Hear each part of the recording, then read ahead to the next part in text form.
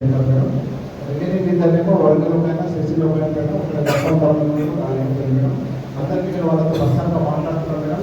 పోలీసులో పోయినప్పుడు కాలేజ్ హాజరు ఉంటాడు, ఆయనతో మాట్లాడినా మేడం. ఏసీపీ పోలీసు ఆఫీసర్స్ వివిధ పోలీసులు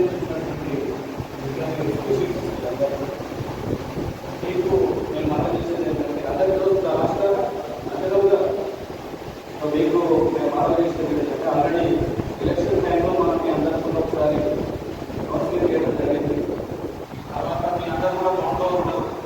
ఈ గ్రౌండ్లో అయినాక కొంతమంది మళ్ళీ ఎలక్షన్లో పార్టిసిపేట్ చేసి ఒక 9 మంది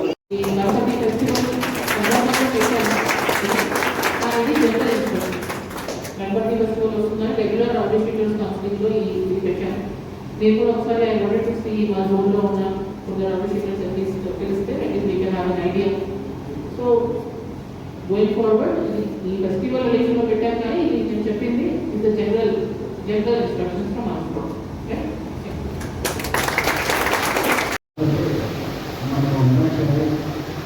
రాబోయే రోజుల్లో ఎలాంటి ప్రాబ్లమ్స్ రాకుండా ఎప్పటికప్పుడు అందరూ ప్రాబ్లమ్స్ ఉన్నారు. తదుపరి ఎలాంటి కార్యక్రమం లేకుండా ఎలాంటి యాక్టివిటీస్ లేకుండా మంచిగా ఉండాలని ఉద్దేశించారు మా డిస్ట్రిక్ట్ रोजाना चेकिंग होता है ना, अगर तुम नहीं है तो क्या होता फिर किधर गया ये पूरा पूछताछ होता नहीं అయితే కదా ఇడువెల్ల వేడుకల ఎక్కడ ఉన్నారో ఏంటంటే మామూలుగా విచారణ చేస్తున్నా చేరా మరి అన్నిటి నుంచి బయటపడాలంటే ఏం కావాలి మనం सत्प्रवर्तन ఉండాలి. अच्छा रहना, क्या बोलते हैं, अच्छा कैरेक्टर मेंटेन करना.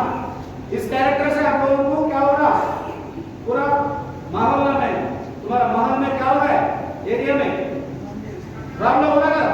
కాబట్టి మంచి ప్రవర్తనతో ఉంటే ఖచ్చితంగా మేడం వాటిని పరిశీలన చేస్తారు. పోలీస్ స్టేషన్ వైజ్ మేము ఇప్పుడు దీని మీద రివ్యూ కూడా చేస్తాం. ఈ ఫెస్టివల్ అయిపోయిన తర్వాత చేసి ఒకవేళ నిజంగానే నేరాలు లేరు, నిజంగానే జెన్యూన్ చెప్పుకున్నారు, ఇట్లాంటి వాళ్ళని మేము కన్సిడర్ చేసే ప్రయత్నం చేస్తాం. ఎవరైతే నేరాలు ఇన్వాల్వ్ అవుతున్నారనుకోండి ఇది చేసినప్పుడు కూడా వాళ్ళ మీద నాట్ ఓన్లీ రౌడీ షీట్ మేము పీడీ చట్టం కూడా పెడతాం. ఏం పెడతాం తెలుసుగా అందరికీ, పీడీ చట్టం అంటే ప్రివెంటివ్ డిటెన్షన్. ఒక్కసారి ఆ డిటెన్షన్ చట్టం పెట్టినామనుకో ఏమవుతారు, 1 సంవత్సరం మీకు బాగా అందరికీ ఏరియా మంచిగా వెరీ గుడ్ మంచి కౌన్సిలింగ్ జరుగుతుంది. సో 1 ఇయర్ ఏముంటుందా జైలు ఉంటారు, బయటకు వస్తారా.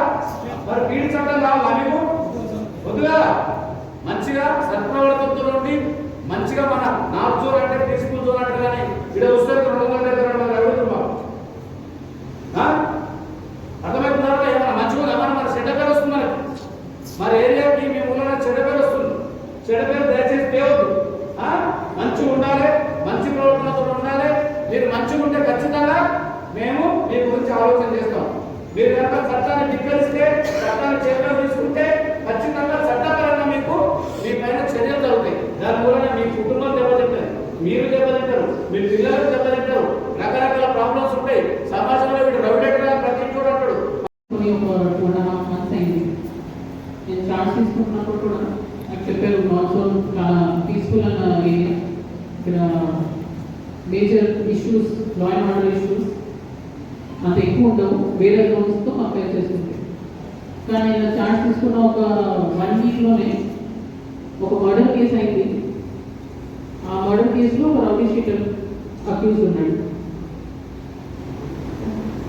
అదొక ఫ్యామిలీ రిలేటెడ్ ఇష్యూ, కానీ దాంట్లో ఒక రౌడీ షీటర్ ఇన్వాల్వ్ ఉన్నాడు. ఆ టైం వరకే రెగ్యులర్గా పోలీస్ స్టేషన్ లెవెల్లో కౌన్సిలింగ్ నడుస్తున్నాయి.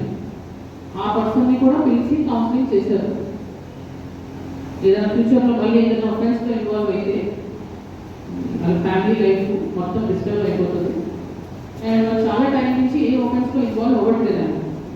సో ఫ్యూచర్లో కూడా ఏదైనా దాంట్లో అయితే ఇంకా మళ్ళీ సెకండ్ ఛాన్స్ రాదు అని చెప్పిన తర్వాత కూడా ఆయన ఆ అఫెన్స్లో ఇన్వాల్వ్ ఉన్నాడు.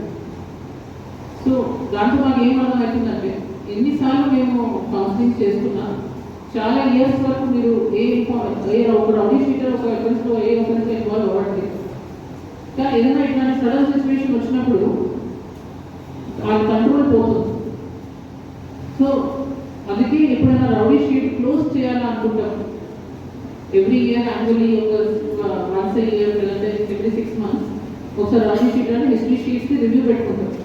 దాన్ని చూస్తాం అసలు ఏమైంది ఈ పార్ట్నర్షిప్ టైంలో ఉన్నారా లేదా లాస్ట్ 5